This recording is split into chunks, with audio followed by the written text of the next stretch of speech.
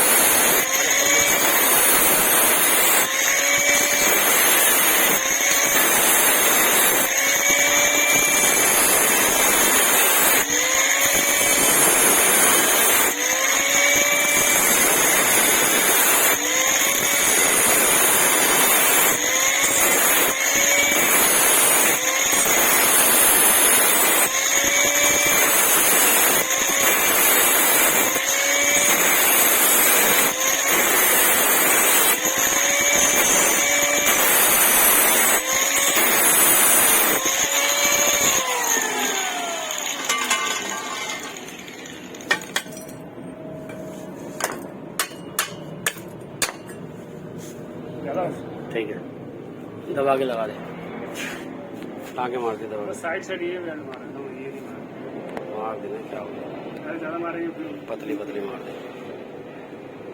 देखेंगे, रख सब देंगे, दिखाना है एक बार। ये हो गया ओके तैयार।